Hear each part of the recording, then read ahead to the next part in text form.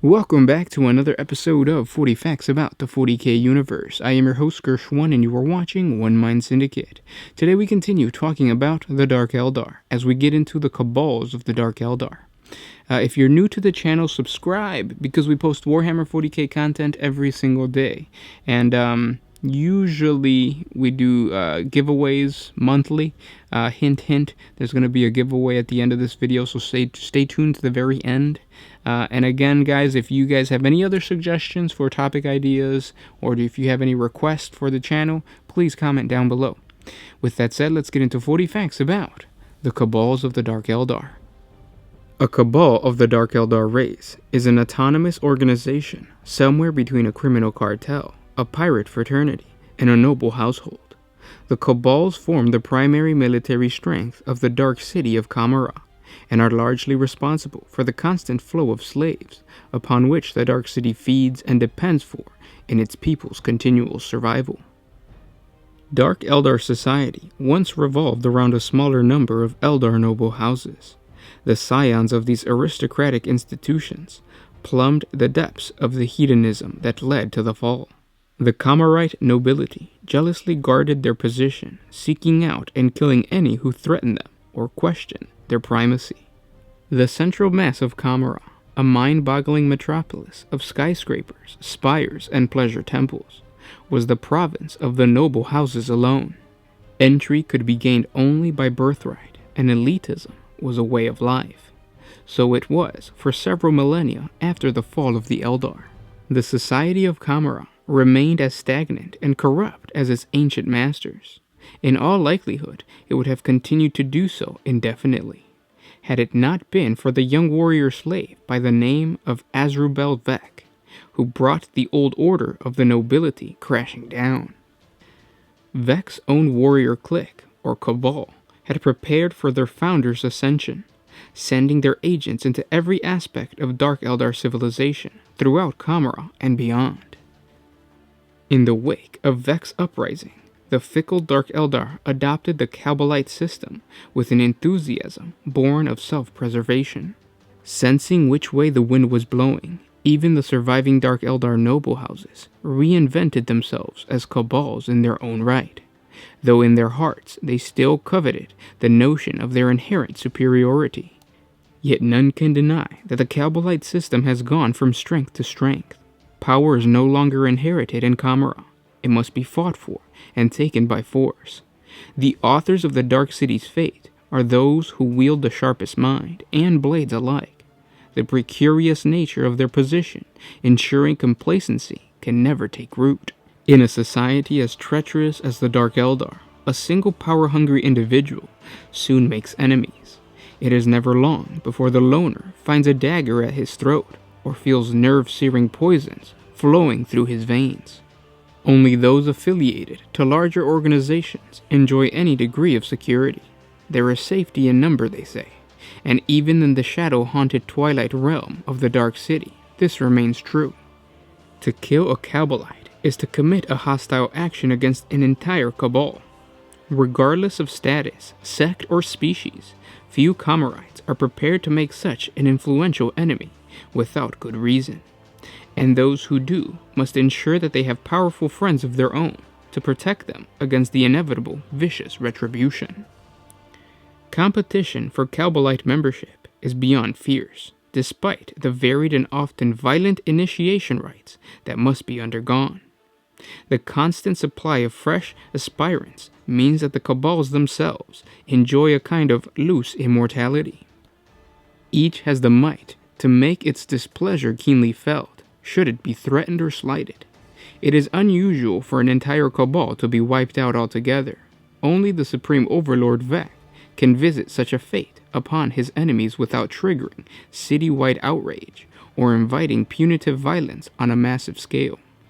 Yet Vek ensures that Kamara is entirely riven by gang warfare, and not a single night goes past in the Dark City without the streets echoing to running battles between Kabalite factions.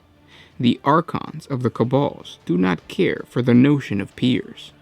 Though all Dark Eldar Kabals offer a measure of sanctuary from outside influences, at least the true prize for the established Kabalite is to take part in a real space raid.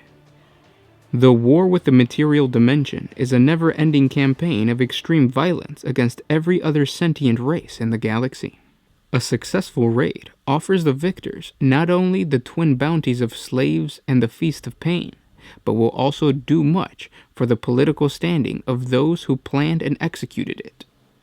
As such, successful real space raids are one of the most straightforward ways in which the Dark Eldar Cabal can rise to prominence over its rivals. The largest and most well-respected Cabals launch raids on an almost constant basis, their sleek attack craft descending upon one hapless world after another to plunder and enslave. It is extremely rare for an Archon to commit the warriors of a Cabal to a battle he has not already meticulously planned. Cabals employ countless spies, mercenaries, and informants, whose task it is to scout out potential raiding sites in exhausting detail. The covens of the homunculi can be called upon to provide stranger means of surveillance, be it a whisper glass mirror, flocks of invisible familiars, or parasitically infested abductees. These services always come at a price, of course, yet a successful real space raid will normally justify the cost of such a bargain tenfold. Once a raid is launched, Kabalite forces will work to keep the foe on the back foot at all times, using superior technology and local knowledge torn from the minds of captives who stay 1 foot ahead of the enemy. Stand-up fights are never entered into voluntarily, for the warriors of the Cabals view concepts such as valor or honor as weaknesses to be exploited. Their raiding parties will strike hard and fast where the foe is at its most vulnerable, aiming to cripple command and control structures, undermine logistics, and spread terror and confusion.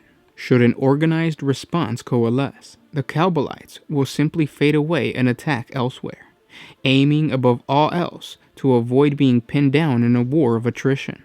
Ambush, trickery, and turning a foe against one another, and the bloody quest for personal glory, such are the hallmarks of the Kabalite hunt. Many Cabals will have a bias towards particular methods of warfare, most often the product of their Archon's personal origins. Some, such as the spaceborne Cabal of the Severed, favor great wings of attack craft that shatter and scatter the strength of their victims before a single Dark Eldar foot touches alien soil.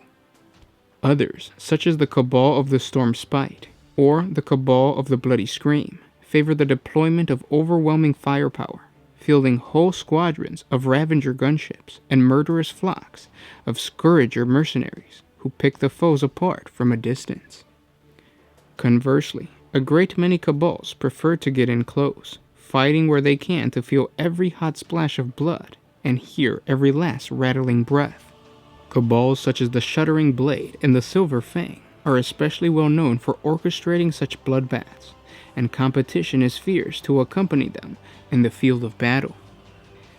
Perhaps the strangest of all are the Cabal of the 13 Whisper, whose members keep their faces shrouded at all times, and are reputed to traffic heavily with the mandrakes of Alindrak. Raids by this Cabal are nightmarish affairs, tides of shadows preceding their advance, while chill-eyed horrors stalk the darkness with blades in hand. And those were 40 facts about the Cabals of the Dark Eldar. I hope you guys enjoyed this video. One thing I did notice is that the Dark Eldar never get enough lore and never get enough love from GW.